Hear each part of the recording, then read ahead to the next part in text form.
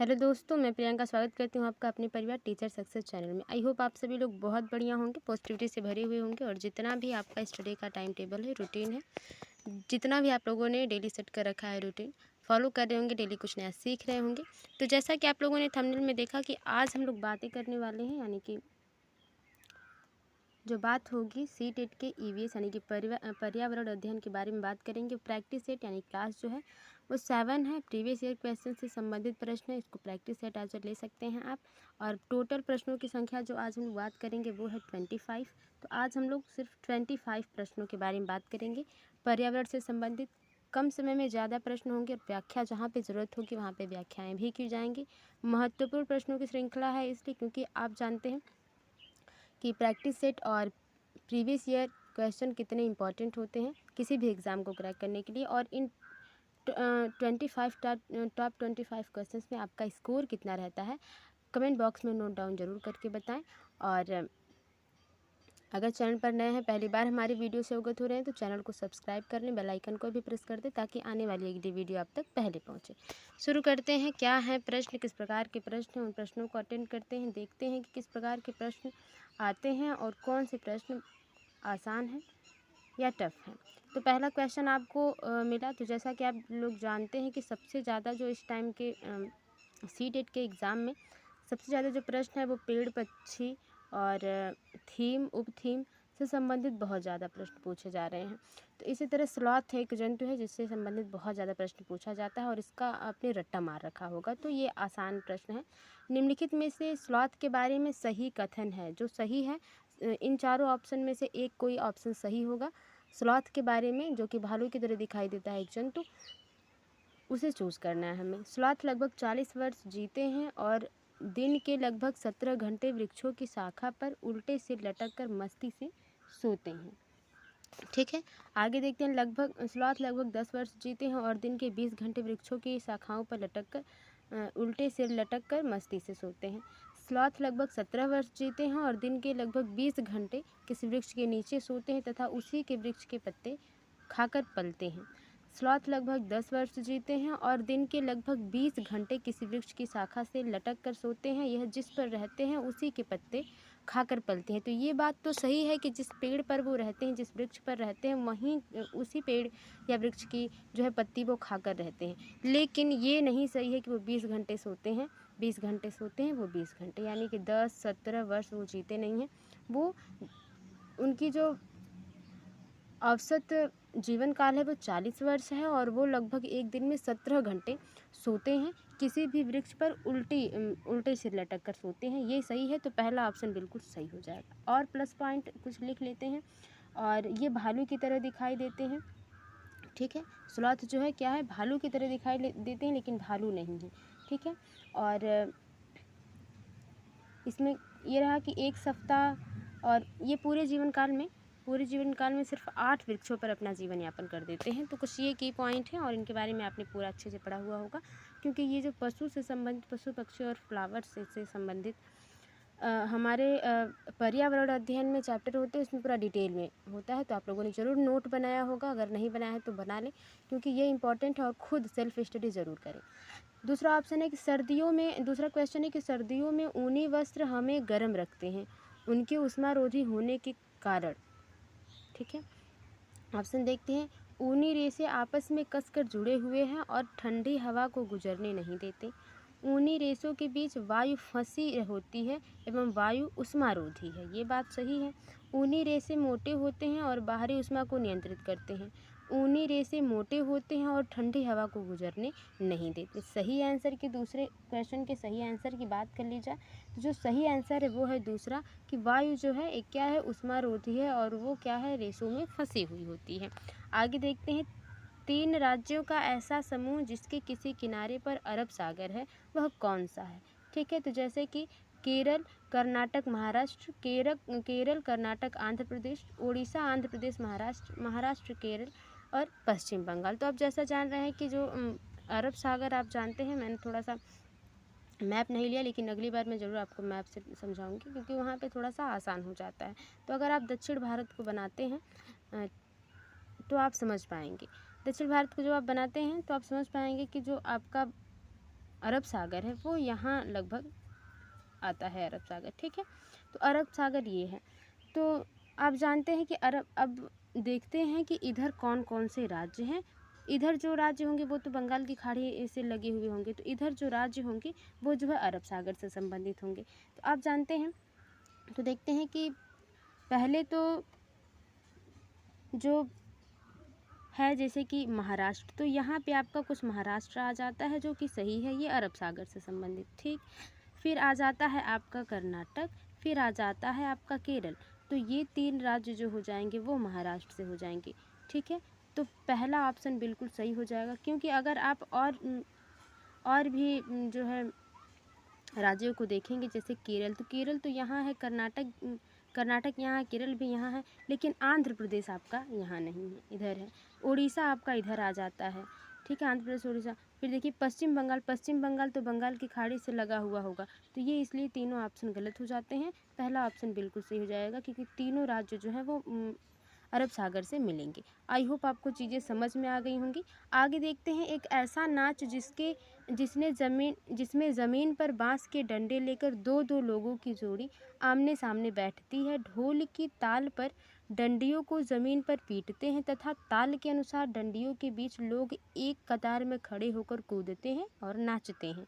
इस नाच का नाम तथा उस राज्य का नाम जहाँ के लोग इसे नाचते हैं क्रमशः क्या है? ठीक है, यानी कि बांस पे जो डांस होता है वो, तो वो क्या है? तोरंग मिज़ोरम का है, कुडुख झारखंड का है, चिराओ मिज़ोरम का है, या झूम झारखंड का है। तो आपने ऑप्शन देख के ही जो है आंसर को समझ लिया होगा। जो सही ऑप्शन है वो है तीसरा, चिराओ मिज़ोरम में जो है ये बांस से डांस जो है किया जाता है, जो पटकते हैं और उसमें लोग कतार में एक दूसरे की कमर पकड़ के इस तरह से कूदते हैं, या पीछे हाथ करके लोग डांस करते हैं। संसार की 5वीं और भारत की पहली महिला जिन्होंने माउंट एवरेस्ट की चोटी पर कदम रखा का नाम है बछेंद्री पाल, सुनीता विलियम्स, कर्णम मल्लेश्वरी, संतोष यादव। तो सही आंसर जो है 5वें का वो आप जानते हैं कि बछेंद्री पाल हैं। ठीक है, आगे देखते हैं, क्योंकि ये रटी रटाए प्रश्न है तो इनमें कुछ ज़्यादा हमें चर्चाएं नहीं करनी। प्रसिद्ध भारतीय त्योहारों जैसे कि होली और दीपावली के विषय में नीचे दिए गए कथनों में से सही कथन को चुनिए। ऑप्शन देखते हैं, ये दोनों त्यौहार पूर्णिमा को मनाए जाते हैं, ये दोनों त्यौहार अमावस्या को मनाए जाते हैं, दीपावली पूर्णिमा को तथा होली अमावस्या को मनाई जाती है, दीपावली अमावस्या को तथा होली पूर्णिमा को मनाई जाती है।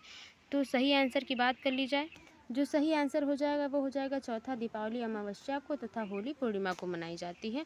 ये सबको पता है, क्योंकि ये हर साल हम मनाते हैं और बहुत धूमधाम से मनाते हैं। देखिए, अब वृक्ष से संबंधित प्रश्न आया, ऊख से संबंधित प्रश्न आ जाता है, और खेजड़ी वृक्ष से संबंधित प्रश्न आ जाते हैं। तो ये कुछ ऐसे चैप्टर हैं जो इम्पॉर्टेंट है, और कुछ टॉपिक हैं जो मोस्ट इम्पॉर्टेंट है, वो आने ही आने हैं। तो देखिए, रेगिस्तान ओक के कथनों पर विचार कीजिए। ठीक है, जो सही होगा वो हम चूज़ करेंगे। ऑप्शन जैसे इस तरह से दिया होगा यहाँ पे, तो आप सबसे पहले पढ़ेंगे, यह वृक्ष लगभग किसी सामान्य कक्षा के कमरे की दीवारों की ऊंचाई तक बढ़ता है। ये बात सही है। यह वृक्ष अबू धाबी में पाया जाता है, नहीं, ये वृक्ष ऑस्ट्रेलिया में पाया जाता है, तो ये दूसरा ऑप्शन गलत हो जाएगा। ठीक है, पहला ऑप्शन सही होगा। इस वृक्ष के तने में जल एकत्र होता है, स्थानीय लोग आवश्यकता होने पर पाइप से जल निकाल कर पीते हैं, ये बात भी सही है। इस वृक्ष की जड़ें वृक्ष की ऊंचाई की लगभग 30 गुनी गहराई तक नीचे ज़मीन में भीतर जाती हैं जब तक जल तक ना पहुंच जाएं, तो ये बात भी सही है। यानी कि पहला, दूसरा, तीसरा अब तक चौथा सही रहा, तीसरा गलत है। नहीं, पहला, तीसरा और चौथा सही रहा, दूसरा अबू धाबी में नहीं, ये ऑस्ट्रेलिया में पाया जाता है, तो दूसरा गलत है। पांचवा देखते हैं, इस वृक्ष की बहुत सी शाखाएं होती हैं जिन पर घने पत्ते होते हैं, नहीं, इनमें जो पत्ते हैं वो घने नहीं होते, बहुत कम होते हैं। तो पहला, तीसरा, चौथा, वो ऑप्शन पहला आपका सही हो जाएगा। जैसे ऊख जो है रेगिस्तान में पाया जाता है, ये कक्षा के कमरे की दीवार की ऊंचाई तक बढ़ता है, इसमें जो है तने में जो है जल एकत्र होता है, आवश्यकता पड़ने पर लोग उसको पी लेते हैं, फिर उसको मिट्टी से लेप लगा के बंद कर देते हैं। और इसकी जो वृक्ष की जो जड़ें हैं वो 30 गुनी उसके लंबाई के लगभग, उसकी ऊंचाई के लगभग 30 गुनी गहरी जाती हैं जब तक वो पानी तक न पहुंच जाए। तो ये बातें रहीं जो सही हैं। आगे चलते हैं।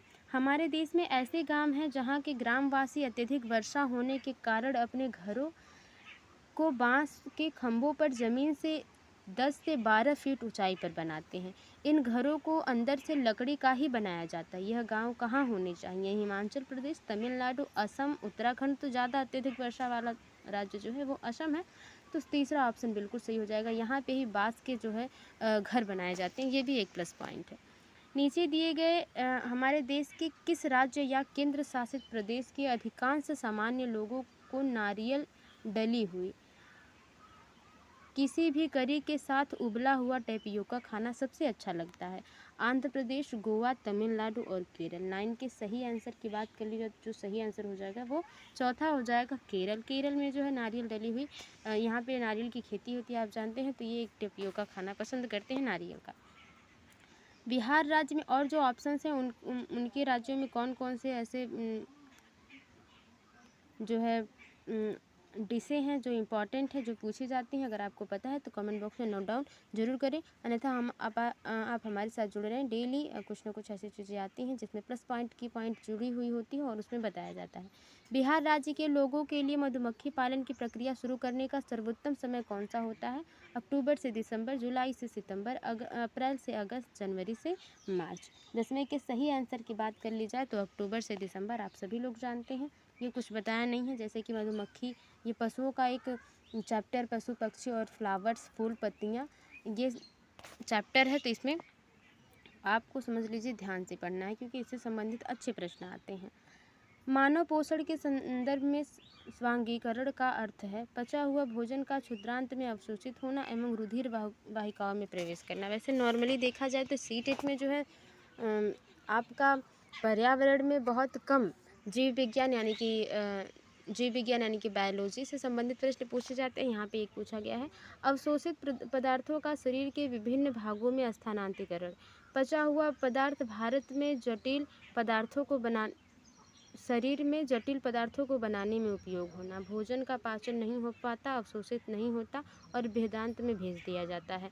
तो 11 के सही आंसर की बात कर ली जाए तो जो सही आंसर है वो तीसरा है, पचा हुआ पदार्थ शरीर में जटिल पदार्थों को बनाने में उपयोग होता है। मानव पोषण के संदर्भ में यही ऑप्शन सही हो जाएगा। उस खेत की मृदा के विषय में विचार कीजिए जिसमें कोई किसान रासायनिक उर्वरकों और कीटनाशकों का अधिकाधिक उपयोग करके अपने खेतों में बार बार धान की फसल उगा रहा है। उसके विचार से, उसके इस व्यवहार से उसके खेतों की मृदा कैसी होनी चाहिए, कैसी होगी? अन्य फसलों के लिए अधिक उपजाऊ होगी, केवल धान के फसल के लिए उपयुक्त बनेगी, वर्ष में कई फसलों के लिए अधिक उपयुक्त बनेगी, कुछ समय पश्चात बंजर हो जाएगी। तो सही बात है चौथा ऑप्शन। बार बार जो है रासायनिक उर्वरकों का यूज़ करने से जो उसकी उपजाऊ मृदा है वो, उसकी जो शक्ति होगी वो कम होती जाएगी और धीरे धीरे कुछ वर्षों के बाद वो जो भूमि है, वो जो मृदा है वो बंजर हो जाएगी, उसमें उपजाऊ वो उतना नहीं रह पाएगी। अगला देखते हैं, पर्यावरण अध्ययन में गृह अधिविन्यास का उद्देश्य है पुनरावृत्ति और सुदृढ़ीकरण। पुनरावृत्ति मानी बार बार के दोहराना किसी चीज़ को, अभ्यास करना, घर पर समय का सदुपयोग, विद्यालय में सीखे संकल्पना में दक्षता, यानी कि जो भी आपने विद्यालय में सीखा उसमें दक्ष हो जाना, सीखने का विस्तार। तो सही ऑप्शन जो है वो चौथा है। पर्यावरण अध्ययन में गृह अधिविन्यास का जो उद्देश्य है वो बच्चा और अधिक से अधिक सीख सके, इसके लिए गृह अधिविन्यास का दिया जाता है। शीला ने कक्षा 3 के विद्यार्थियों को पढ़ाने के लिए उप प्रकरण पशु लिया, ठीक है, यानी कि पशु के बारे में कुछ पढ़ाने की उन्होंने सोची। कौन से प्रकरण उनके अधिगम के विस्तार के लिए लाभदायी होंगे? कविता से स्थानिक वस्तुओं के नामों का उच्चारण करना, प्राणी उद्यान के पशु तथा स्थानीय पशुओं के चित्र को देखना, प्राणी उद्यान में पशुओं जानवरों को देखना, पशुओं के चित्रों के कट आउट देखना। सही आंसर क्या है? प्राणी उद्यान में जाकर बच्चा प्रत्यक्ष अनुभव करे, यानी कि भ्रमण विधि के द्वारा, इसको इनडायरेक्टली क्या है, भ्रमण विधि के द्वारा, ये ऑप्शन भ्रमण विधि को इंगित कर रहा है, तो ये ऑप्शन सही हो जाएगा। बच्चा क्या करेगा? प्राणी उद्योग में जाके, उद्यान में जाके पशुओं को अपने प्रत्यक्ष रूप से देखेगा और उससे संबंधित प्रश्न पूछेगा, अवलोकन करेगा, तो तीसरा ऑप्शन बिल्कुल सही हो जाएगा। जल से संबंधित त्योहारों को समुदायों द्वारा मनाने को ज्ञात करने के लिए सर्वाधिक उपयुक्त युक्ति कौन सी है? सहपाठी द्वारा सीखना, समुदायों के त्योहारों की वीडियो देखना, परिवार तथा समुदायों में बुजुर्गों से बातचीत करना, शिक्षक से चर्चा करना। तो आप जानते हैं किसी भी त्यौहार के बारे में अगर आपको बहुत अच्छे तरीके से समझना है तो आप अपने घर के बड़े बुजुर्गों से बात कीजिए, आपको बहुत कुछ नया सीखने के लिए मिलेगा। तो तीसरा ऑप्शन बहुत सही हो जाएगा, क्योंकि आप जो भी चीज़ जो सीखते हैं, जो मौलिकता सीखते हैं, सबसे पहले वो प्राथमिक जो सामाजिक ऋण की संस्था है वो अपना परिवार है, और वहाँ के लोग आपको बहुत हेल्प करेंगे इसमें। तो तीसरा ऑप्शन बिल्कुल सही हो जाएगा। आगे देखते हैं, कक्षा 1 तथा 2 में पर्यावरण अध्ययन की कोई पाठ्य पुस्तकें क्यों नहीं हैं? पर्यावरण अध्ययन की प्रक्रिया कौशल शिक्षक की हैंडबुक से सुझाए गए खेलों द्वारा पढ़ाए जाते हैं। ठीक है। पर्यावरण अध्ययन के महत्वपूर्ण संकल्पना शिक्षकों द्वारा संचालित पारस्परिक क्रियाकलापों द्वारा पढ़ाए जाते हैं। पर्यावरण अध्ययन से संबंधित संकल्पना और कौशल भाषा तथा गणित के द्वारा सिखाए जाते हैं। पर्यावरण अध्ययन से संबंधित संकल्पना और कौशल भाषा शिक्षण द्वारा पढ़ाए जाते हैं। तो भाषा शिक्षण द्वारा तो टीचरों को पढ़ना है, बच्चों को नहीं। तो देखिए तीसरा ऑप्शन बिल्कुल सही हो जाएगा, क्योंकि पर्यावरण अध्ययन की जो किताबें उस टाइम होती नहीं है 1-2 में, और वहाँ में क्या होता है कि जो भाषा, यानी कि अगर बच्चा हिंदी पढ़ना सीख रहा है तो उस पर भी पर्यावरण से संबंधित जो है पाठ दिए जाएंगे, और गणित में सबसे ज़्यादा दिए जाते हैं, क्योंकि जैसे उसमें अगर जोड़ भी बताना है तो उसमें पहले कहानी की तरह कुछ लाइनें दे दी जाती हैं कि नीरा, मेरा, रोहित, राहुल, सोनू ये दोस्त हैं, इन समूह में 4-4 जो है डिब्बे बांटते हैं, वो इतना लेता है, वो उतना लेता है। तो इस तरह से मैथ पढ़ाया जाता है पर्यावरण से रिलेट करके। तीसरा ऑप्शन बिल्कुल सही हो जाएगा। निम्न में से कौन सामाजिक सांस्कृतिक वातावरण का उदाहरण है? जल, जंगल, स्मारक, समुदाय। ठीक है, देखते हैं सही आंसर को। तो आप जानते हैं समुदाय यानी कि ग्रुप की बात की जा रही है, तो ये सामाजिक संस्कृति वातावरण का उदाहरण है। जंगल नहीं, जंगल में स्मारक और सिर्फ जल ये जो है एक चीज़ को इंगित करते हैं, लेकिन समुदाय में बहुत सारी चीज़ों का समूह होगा, तो ये ऑप्शन सही हो जाएगा। 18 का क्वेश्चन देखते हैं क्या है। पर्यावरण अध्ययन की संकल्पना को प्राथमिक स्तर पर प्रस्तुत करने का उपागम ऐसा है कि विद्यार्थियों को भोजन, आश्रय इत्यादि के विषय में ज्ञात करने के लिए अपने परिवार और समुदाय के सदस्यों से परामर्श लेना पड़ता है। इसका कारण देखिए, जब भी आप प्रश्न पढ़ रहे हैं तो प्रश्न बहुत लेंदी होते हैं। कभी कभी ऐसा होता है कि आप जिस भी सेशन में बैठे और शिफ्ट में बैठे, उस शिफ्ट में हो सकता है कि क्वेश्चंस लेंदी और टफ पूछे जाएँ। तो जब लेंदी प्रश्न पूछे जाते हैं तो आप इतना ध्यान से उनको पढ़ें और लाइन बाय लाइन उसको समझते जाएँ कि दोबारा आपको उस प्रश्न को न पढ़ना पड़े। तो इस प्रश्न में कहा क्या जा रहा है कि पर्यावरण अध्ययन का एक संकल्पना है, यानी कि किस प्रकार से चीज़ों को पढ़ाना है प्राथमिक स्तर पर, और उसमें बच्चों को क्या करना है, भोजन और आश्रय के बारे में बताना है। तो हम एज ए टीचर हम कहते हैं कि आप अपने परिवार और सदस्यों से पूछिए। क्यों ऐसा करते हैं? क्योंकि ऑप्शंस देखेंगे तब पता चलेगा कि क्या आंसर होगा। विद्यार्थी अपने परिवार और समुदाय के सदस्यों के निकट हैं, ये बात सही है, लेकिन निकट है, लेकिन ये उतना ज़्यादा अच्छा आंसर नहीं है क्वेश्चन के हिसाब से। परिवार और समुदाय भोजन, आश्रय इत्यादि के संबंध में अधिक जानकारी रखते हैं, ये बात भी सही है। अधिगम का प्राथमिक स्रोत विद्यार्थी की सामाजिक सांस्कृतिक पृष्ठभूमि, देखिए वाइगोत्स्की साहब जो कहते हैं वही ऑप्शन बिल्कुल यहाँ पे आ गया है। सामाजिक अंतःक्रिया जो है बहुत इंपॉर्टेंट है बच्चे के लिए, तीसरा ऑप्शन बिल्कुल सही हो जाएगा। हम इसलिए कहते हैं कि बेटा आप जो है भोजन और आश्रय के बारे में अपने परिवार से इस चीज़ों को ज़्यादा से ज़्यादा सीखिए। क्यों? क्योंकि जो है बच्चे जो अधिगम जो सबसे पहला प्राथमिक स्रोत है, सामाजिक संस्था जिसके बारे में मैंने अभी भी बात की, वो उनका क्या है, परिवार ही है, और ये इससे उनका जो है वो निडर होकर चीज़ों को अर्जन के रूप में सीखेंगे, अनौपचारिक तरीके से सीखेंगे। आगे देखते हैं, कक्षा संज्ञानात्मक बाधित विद्यार्थियों को पर्यावरण अध्ययन पढ़ाने की कौन सी युक्ति सर्वाधिक उपयुक्त है? कक्षा में मिश्रित सहपाठी समूह बनाएं, पढ़ाने के लिए श्रव्य पाठों का अधिक विकास करें, कार्यों को भागों में बांटें और पृथक रूप से भागों को पूरा करें, स्पर्शी शिक्षण अधिगम सामग्री का अधिक प्रयोग करें। 19 के सही आंसर की बात कर ली जाए, जो सही आंसर हो जाएगा वो हो जाएगा तीसरा, कार्यों को क्या कर दें, समूह में बांट दें और अलग अलग कामों को अलग अलग भागों में उसको पूरा करने के लिए कहें।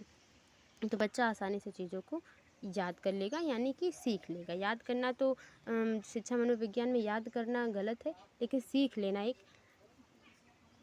पाठ योजना में ईवीएस की विषय वस्तु के विश्लेषण हेतु निम्न में से कौन सा आवश्यक चरण है? यानी कि विषय वस्तु जो पाठ्यक्रम है, उस पाठ्यक्रम में किस प्रकार को चीज़ों को किस प्रकार से पढ़ानी है उसकी एक रूपरेखा तैयार करना। ये तो इसमें सबसे आवश्यक चरण क्या है? सामग्री के उद्देश्य का गठन करना, सामग्री को सिखाने के संसाधनों की पहचान करना, अनुदेशीय उद्देश्यों के आकलन की परियोजना बनाना, संकल्पना मानचित्र बनाना। तो देखिए सही आंसर जो हो जाएगा, पहले तो हमें कॉन्सेप्ट मैप ही बनाना है, चौथा ऑप्शन सही हो जाएगा। पहले हमारी संकल्पना क्या है, जैसे अगर हमें जो है वृक्ष के बारे में पढ़ाना है तो हम किस तरह से, क्योंकि वृक्ष एक अपने आप में बहुत ब्रॉड सेशन हो जाएगा कि वृक्ष की जड़ें, पत्तियां, फल, फूल, तने, ये सारी चीज़ें जो है इम्पॉर्टेंट हो जाती हैं। तो उसको किस प्रकार से बच्चों को पढ़ाना है, पहले बच्चों के पूर्व ज्ञान को देखेंगे, बच्चा वृक्ष के बारे में कितना जानता है या जानते हैं बच्चे, तो उनसे संबंधित चीज़ों को हम बहुत ही बेसिक से ले चलेंगे। तो सबसे पहले क्या करेंगे, हम कॉन्सेप्ट मैप यानी कि संकल्पना मानचित्र बनाएंगे। उसके बाद सारी चीज़ें, मूल्यांकन, आकलन, ये सारी चीज़ें तो बाद में आती हैं। उद्देश्य, सामग्री का उद्देश्य, संगठन, जब तक आपको पता ही नहीं होगा कि बच्चों को सिखाना क्या है तो सामग्री आप कहाँ से इकट्ठा करेंगे। आगे देखते हैं, सतत एवं समग्र मूल्यांकन में समग्र शब्द संबंधित है। संज्ञानात्मक स्तर से, सह पाठ्यचर्या क्रियाकलाप से, समग्र विकास से, शैक्षिक क्षेत्र से। तो नहीं, समग्र विकास से संबंधित है, यानी कि पूरी तरह से सर्वांगीण विकास। आगे चलते हैं, पर्यावरण अध्ययन के विकास के आचरण का एक उदाहरण कौन सा है? ठीक है, आचरण नहीं, यहाँ पे आकलन होगा। आकलन का एक उदाहरण कौन सा है, बना लीजिएगा। आकलन, कार्यपत्रक के द्वारा विद्यार्थियों का भारत के मानचित्र पर भारत के तटीय राज्यों को खोजना। अच्छा, पर्यावरण अध्ययन को सिखाने के लिए आकलन करना है आपको कि बच्चे ने कितना सीखा और कितना सिखाना बाकी है। तो आप काम देंगे कि उसको भारत का मानचित्र देंगे और कहेंगे कि उनके तटीय राज्यों को ढूंढिए। विद्यार्थियों को अपने अगले स्तर में भेजने के लिए वार्षिक परीक्षाएं लेना। पर्यावरण अध्ययन अवधारणा के निष्पादन के स्तर को ज्ञात करने के लिए अर्धवार्षिक परीक्षा लेना। अभिभावकों को उनकी उपलब्धि के विषय में बताने के लिए प्रत्येक इकाई के अंक में परीक्षा लेना। देखिए सबसे बढ़िया क्या है, बच्चा खुद से करके जब सीखेगा तो बच्चा आकलन समझ में आएगा कि बच्चे को भी पता चलेगा कि मैंने कितना सीखा है, और एज अ टीचर आप भी और हम भी समझ लेंगे कि बच्चे ने कितना सीखा है और कितना सिखाना बाकी है। तो पहला ऑप्शन बिल्कुल सही हो जाएगा कि इसमें बच्चा क्या कर रहा है, ढूंढ रहा है, करके सीख रहा है। तो ये सही आंसर हो जाएगा। आगे देखते हैं, पर्यावरण अध्ययन NEP 2020 में अनुभवात्मक सीखने में वृद्धि के लिए शिक्षण शास्त्रीय अध्यक्षों का चुनाव कीजिए। अभ्यासों का होना चाहिए यहाँ पे, अभ्यासों का चुनाव कीजिए। ऑप्शन देखते हैं, पर्यावरण अध्ययन के चुनिंदा अवधारणा पे क्यों ध्यान देंगे आप? अच्छा, पहले देख लेते हैं, पर्यावरण अध्ययन के शिक्षण में कला का एकीकरण करना। पर्यावरण अध्ययन के लिए शिक्षण में कहानी कहने का एकीकरण करना, यानी कि कहानी विधि से चीज़ों को बताना। तो सही आंसर की अगर बात कर ली जाए तो जो सही आंसर हो जाएगा वो हो जाएगा इसमें दूसरा और तीसरा। जान ही रहे हैं आप, चुनिंदा अवधारणा नहीं, आप जितना दे सकते हैं बच्चों को अपना 100% देना है। कुछ ऐसे नहीं कि आपको कम मेहनत करनी, कुछ बचा लेते हैं फिर कल बताएंगे, ऐसा नहीं। तो दूसरा और तीसरा बिल्कुल सही ऑप्शन है, तीसरा ऑप्शन सही हो जाएगा। आगे देखते हैं अगला क्वेश्चन, 25 ही क्वेश्चन है, 24वें क्वेश्चन पे हम लोग आ गए हैं।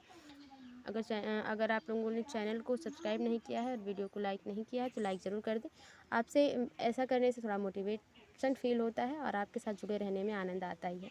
एक प्राणी उद्यान में जाने पर, यानी कि एक उद्यान में जाने पर पर्यावरण अध्ययन की शिक्षिका ने अपने विद्यार्थियों से प्राणी उद्यान के जानवरों की खाने की आदतों, उनके देश, बाहरी लक्षणों जैसे आकार, रंग, बाल इत्यादि को खोजने के लिए कहा। इस क्रियाकलाप के द्वारा वह किन प्रक्रिया कौशलों को विकसित कर रही हैं? अवलोकन सही बात है, बच्चा देखेगा, अवलोकन करेगा, प्रश्न पूछेगा, जो भी उसके मन में चीज़ें होंगी, दुविधाएं होंगी, बच्चा प्रश्न पूछेगा, ठीक है। संवाद, वाद विवाद करेगा बच्चा अपने सहपाठियों से या टीचरों के द्वारा, सही है, लेकिन प्रयोग नहीं करेगा, तो ये ऑप्शन गलत हो गया। प्रश्न पूछेगा बच्चा, सही है। वर्गीकरण करेगा, हाँ। मापन नहीं करेगा, मापन क्या करेगा बच्चा, मापन नहीं कर सकता। वहाँ पे वर्गीकरण हो सकता है कि बच्चा बांटे कि हाँ ये जो पशु है या पक्षी है ये एक दूसरे से भिन्न है, इस आकार में भिन्न है, रंग में भिन्न है, तो हो सकता है बच्चा वर्गीकरण करेगा, हो सकता नहीं, सही बात है वर्गीकरण करेगा, लेकिन मापन नहीं करेगा बच्चा। अवलोकन करेगा बच्चा, प्रश्न करेगा संवेदनशीलता, बच्चे में एक संवेदना आएगी कि बच्चा क्या है, सेंसिटिविटी आएगा, बच्चा एक भावात्मक तरीके से पशु पक्षियों से जुड़ेगा, क्योंकि उसे भी ये महसूस होगा कि ये लोग जीव हैं, ये जीवित हैं, हमारे ही तरह हैं ये भी। तो एक संवेदनशीलता होगी और संवाद बच्चा करेगा ही। तो ये देखिए चारों ऑप्शन बिल्कुल मिलते हैं, तीसरा ऑप्शन बिल्कुल सही हो जाएगा। आगे देखते हैं, प्राथमिक स्तर पर पर्यावरण अध्ययन की थीम कौन सी है। तो आप जानते हैं कभी कभी पर्यावरण की थीम पूछ देगा, कभी कभी उप थीम पूछ देगा, तो सभी को जानना आपको ज़रूरी है। तो जल, मौसम, सामग्री और जानवर, तो इसका जो सही आंसर है वो पहला जल है। तो इसकी जो 6 थीम है, ठीक है, कौन कौन सी, पहला परिवार और मित्र, ठीक है, मैं बोल देती हूँ, आप लिख लीजिए। 6 थीम है उसकी, पहला परिवार और मित्र, दूसरा भोजन, तीसरा आश्रय, चौथा जल है, ठीक है, और पांचवा यात्रा, छठा चीज़ें जो हम बनाते हैं, हम करते हैं। तो ये 6 हैं, इसको रट्टा मान लीजिए, हमेशा पूछा जाता है। ये थे टॉप 25 क्वेश्चन। आई होप आपको पसंद आए होंगे। वीडियो थोड़ी सी भी हेल्पफुल लगी, वीडियो को लाइक करें, शेयर करें, कमेंट बॉक्स में बताएं आपका स्कोर कितना रहा। मिलते हैं आपसे अगली वीडियो में, तब तक के लिए bye bye and take care, be positive, be motivated. धन्यवाद।